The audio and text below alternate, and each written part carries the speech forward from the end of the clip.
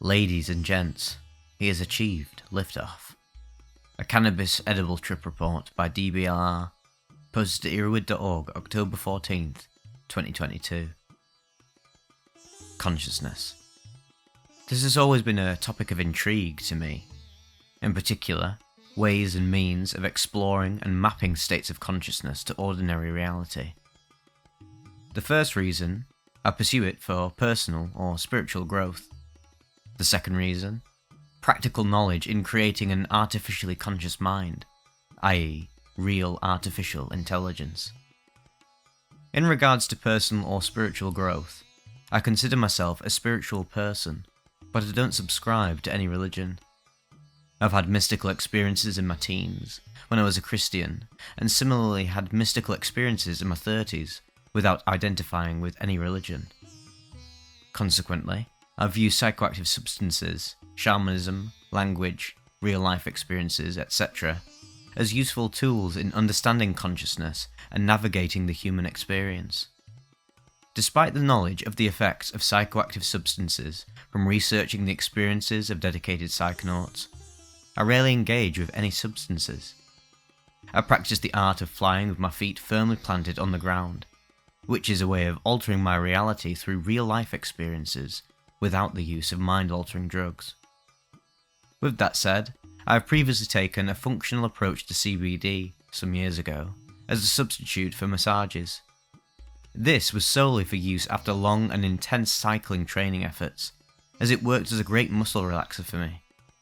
I have used CBD maybe 2 to 3 times in the last 2 to 3 years, once to enhance a sexual experience, and the other to try and relax my body after some long COVID issues. Onto my experience. I had recently had dental surgery. The dentist offered me Norco, an opioid to address the pain. However, I politely declined but accepted ibuprofen, Motrin, instead. I had similarly declined being put to sleep for the surgery. As previously mentioned, I choose to navigate life in its rawness as much as I can, without the numbing effects of alcohol or psychoactives. This was a big mistake on my part. The pain was excruciating, and I almost went into a state of delirium as a result of the pain back at my place. At the tail end of the recovery process, I decided to introduce CBD to speed up the process, particularly in relaxing my jaws. I bought some hemp-derived CBD gummies with less than 0.3% of Delta-9 THC. They contained 15 mg of THC and 15 mg CBD per gummy. Aside from that, the ingredient list states that they contain sodium citrate, buffered pectin, natural flavour, natural colour, distilled water, granulated sugar, citric acid, hemp seed oil, 43DE tapioca syrup. The person at the shop that sold it me had asked what I needed it for. I mentioned the pain from dental surgery, and maybe to relax a bit, in which case he suggested those particular gummies. I rarely use THC, as it has given me headaches and feelings of paranoia in the past. It was a Friday on September at 7:30 PM when I took the gummies. I had taken a single gummy the previous Saturday and simply fell asleep. I had therefore committed to taking 2 gummies for the best possible outcome. At the time I was upstairs in my bedroom getting ready to jump into bed for some reading. I am a hermit by nature, and therefore it was unlikely that there would be any distraction. If you were curious as to why I was getting into bed that early on a Friday, well, blame that on long COVID. I caught the first wave of COVID in February 2020, and it's significantly affected my quality of life since. I got into bed, bit off half a gummy, and started reading. I was reading Be Here Now by Ram Dass. I had read it some years ago, and bits of it resonated with me at the time. I had somewhat felt inclined to pick it up off my bookshelf a couple of weeks earlier for no apparent reason. At the 8 PM mark, I took another half gummy. I kept on reading, but at some point, it became apparent that I wasn't making much progress. I was reading the same sentence over and over again. I haven't meditated in a long time, but it occurred to me in that moment to do so as the gummies started to kick in. So off the bed and onto the floor I was, setting myself up for meditation. I was uncomfortable as I can barely hold a lotus position due to my long-leggedness. The lights in my bedroom were still on. I turned around, picked up the other gummy, and bit off half of it. This is likely within the 8 to 9 PM window. About 10 minutes later, I decided to eat the remaining half gummy, turn off the lights, and commit to the meditation. The discomfort of the floor and lotus position forced me back onto the bed. I would meditate in the dark, laying on my back, on the bed. However, the meditation was rapidly going nowhere. Rather, strange feelings of paranoia started kicking in. There were voices and songs in my head, and I realised that this is what it's like to go mad. Check please. This is not what I had signed up for, whatsoever. The thing with the drug-induced paranoia is that it doesn't just go away because it's no longer convenient for me to experience it. If anything, it became an echo chamber for experiencing even more paranoia. I decided to quickly manage my state. I got up, turned on the lights, and sat at the edge of my bed trying to meditate again. The feeling of paranoia, or rather something being off, was increasing. I opened my eyes, looked around, and the wall above my closet seemed to be melting, but it looked sinister in my state of mind. More of an energetic sinister than visual sinister though. I got up, took myself to the bathroom, faced the mirror, and tried to reassure myself that all was well. While in the bathroom, my legs started feeling weak. The state of paranoia was still persistent, and particularly the feeling that I was going to die. At this point, I knew I was in trouble. I was having a bad trip and there was no way out. I could barely manage my mental state. Help is what I really needed, short of going mad. The switch was almost being flipped, and you would find me in your local neighbourhood, half naked, or naked, raving about how Jesus came to shave your chin because your mother loves goats, or something similar. I went back to my bedroom, picked up my phone, and typed a message. Send 911. This was a message to a friend that I can trust with my life. However, I didn't actually press send in the end. For one, she's out of state, and two, she would have no idea why, and trying to text back and forth at my mental state at the time would have been a chore. I left the message there as a safety net. I would call 911 by myself if I need to. I put on some pants, went to the bathroom, brushed my hair, and then went downstairs. The first thing I did was to unlock the door as I was feeling that I was about to pass out. I was rapidly losing motor control, and therefore I decided to write a note regarding what happened. I picked up a piece of mail and tried to write what had happened on the back of it, and was barely able to write the words. Too much. Underneath those words, I drew an arrow and wrote the number 2, indicating the number of gummies I had taken. I picked up the pack of gummies in the note and wanted to go to the next door to my neighbours and ring their doorbell. However, my motor control was still rapidly deteriorating, and therefore I opted for the couch, sat on it. I lay on the couch for a bit to see if it got better, and I looked at the time and it said it was 9:38 PM. After what seemed like hours later, I looked at the time and it was only 9:41 PM. That's it, it was time for 911. I dialed the number, and a lady picked up at the other end and asked what my emergency was. I barely slurred the words, too much weed, back to her. She asked if I needed help, and I said yes. She went through the exercises of asking for my details, which I was somehow able to conjure up. I struggled to maintain consciousness, but was able to provide her with most of the answers till the point she mentioned that help was on the way. At this point, she started asking mostly typical questions to keep me on the line. However, I was rapidly losing consciousness, and I let her know that. I apologised in mid-speech for the fact that I was about to pass out while on the line with her. I stopped and looked at the phone in my hand, which had somewhat acquired a strong magnetic presence, and it was being repulsed from my face by the magnetic presence between it and my face. Then, I passed out. At this point, paranoia had turned into a bit of a sadness and amusement. I was sure that I was dying. My mother had recently visited and she told me the story of one of her neighbours who recently died from a drug overdose. This is a rare occurrence in her locale. I was amused by the circumstances because that is what seemed to be happening to me. I mentally apologised to her and other people I care for letting this happen to me. I was able to sit up again, and just in time to hear a radio outside my door. The door swung wide open with a "Hello, sir." A couple of folks from the fire department walked in. At this point, I'd regained consciousness. I was sitting on the couch with my head resting on my palm. The effect of the edibles seemed to be coming in waves, i.e. peaks and lows. In the peaks, I was either passed out or in a state of paranoia. In the lows, I was aware of what was happening with some level of motor and mental control. The guys from the fire department asked me a bunch of questions in relation to what had happened, my previous experiences with the edibles, etc., in addition to checking my blood glucose levels as well. When they were through, they asked if I could walk outside, to which I replied yes. I already had my wallet in my pocket and simply picked up the phone which had dropped out of my hand when I passed out. Then I slipped on my Crocs. We went outside and I locked the door after me. I live on the 3rd floor in a building without elevators. The fire department folks had therefore lined up every couple of steps all the way down. I turned around and asked the guy behind me if we could use the alternate steps, but he insisted I go where they were taking me. Part of it was because it was a sort of walk of shame, which I was trying to avoid. Anyway, I obliged. This was the calm before the storm, and it seemed so poetic. At the time, it didn't occur to me, but afterwards, it seemed like the firemen were lined up watching someone going to his funeral. They watched in solemn silence. As I walked towards my fate, there was some kind of dramatic music that started playing in my head. It was short, repetitive, and dramatic.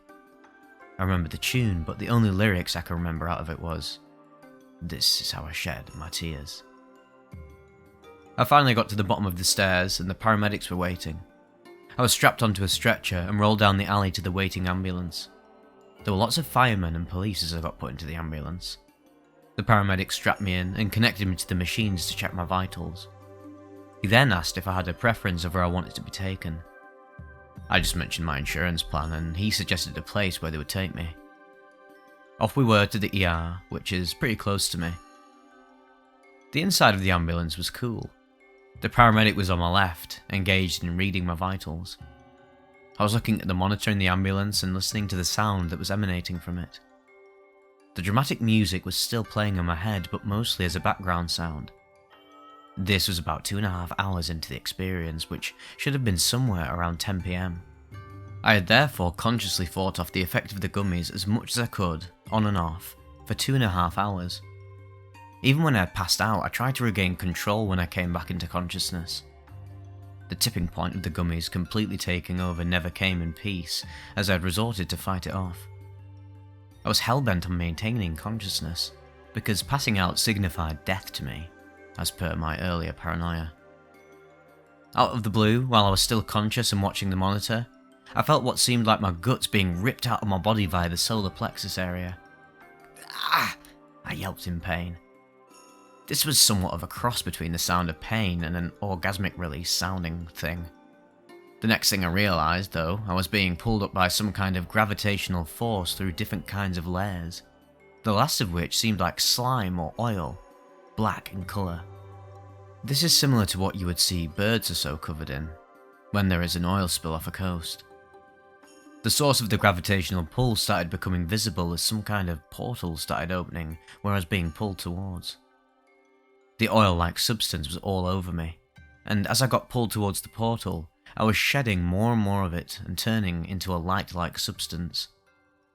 The source of the gravitational pull, for lack of a better definition for it, was godlike, goldenish in colour. This was a gold-like pure energy entity that appeared like a bright light or sun. I only caught a glimpse of it and not the whole entity. I was finally through the portal and within the presence of this entity.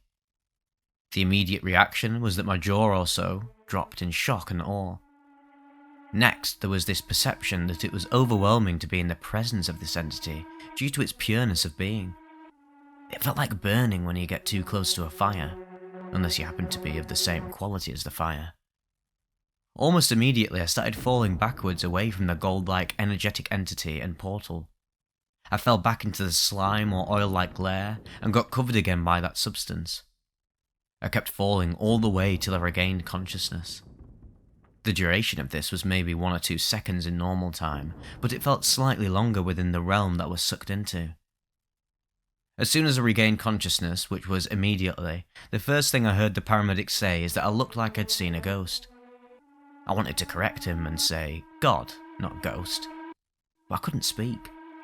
My head was still lifted off the stretcher, my jaws were stuck open from the shock and awe, and my hands were slightly lifted despite being strapped in. Essentially, my body was stuck in a posture reflecting what felt like my guts being ripped out of my body through the solar plexus area. It was painful, but yet, my face was stuck with this look of having seen a ghost, as per the paramedic's words. Almost instantaneously after regaining consciousness and hearing the paramedic's words, I lost it. Or rather, I died. But not a clinical death, mind you. I regained consciousness again, but in a different form. This was a form of consciousness that was outside my body, but within the ambulance. I could see the paramedic screaming my name and violently shaking my body, possibly to help it regain consciousness. However, I was watching him perform the actions from an out-of-body vantage point, on the right side of the ambulance. I could only look at the paramedic sadly from this out-of-body vantage point while he was screaming my name. I was trying to tell him that the name he was calling used to be me, but that I was no longer that. Obviously, he couldn't hear me because at this point I was not speaking from the physical body. My spirit, or soul if you rather, was detached from the body, and it was simply observing the paramedic trying to revive what was previously my body. It no longer belonged to me, mind you, or anyone for that matter. I lost consciousness again, from the vantage of this detached being. This was more like a memory gap rather than losing consciousness though, in this new form. When I regained consciousness, I was in the hospital waiting room, with the paramedics standing next to me. My lips felt extremely dry. I tried to lick them, to moisten them, but my tongue felt as if it was a lizard or some kind of reptile's tongue. This feeling was terrifying. I was conflicted on trying to moisten my dry lips versus the feeling of experiencing a lizard's tongue in my mouth. Finally, I was able to mumble a request of water to the paramedic. Based on his response, I could tell that he wasn't willing to give me any. After that point, I kept slipping into and out of consciousness, with my hands shaking now and then. I heard the paramedic tell someone else that I was tripping, since they both seemed to be amused at how far I was gone. I passed out again and woke up right as I was being rolled into one of the emergency rooms. I slightly opened my eyes as I was being rolled in, and the first image that struck me was that of Jesus on a cross, right above the entrance of the ER room. My hands were still wildly shaking. The nurses tried to ask each other what I was doing, with some of them speculating that I was praying. I was not praying. If anything, I'd come to the conclusion that anything that I do as a human being is actually pointless, in trying to earn my place in the presence of the gold sun-like entity that I'd encountered. The best I can do is to just live my life. The rest has to be by grace, not by action. Purity of being from a life well lived. Part of this conclusion is from the after effects of integrating the experience and understanding that the moment when I was in mental despair, because it became apparent that everything I've done in life is pointless but yet meaningful. It is all pointless yet meaningful for me. Was this the drug speaking, or just my state of being at the time? I was still slipping into and out of consciousness, but no longer at the paranoia level, or levels I encountered in the ambulance. This was more like in my head level. A couple of scenarios played over and over in my head, showing how my life can or would spectacularly collapse from this incident. I live in California and have somewhat lost compassion for the homeless after living in San Francisco for 7 years. The scenarios that played in my head were of chips falling in place, and my life spectacularly collapsing, such that I would be in the shoes of the homeless that I'd lost compassion for. This was all a bit comical and humbling, but I accepted it, if that was my fate from the experience.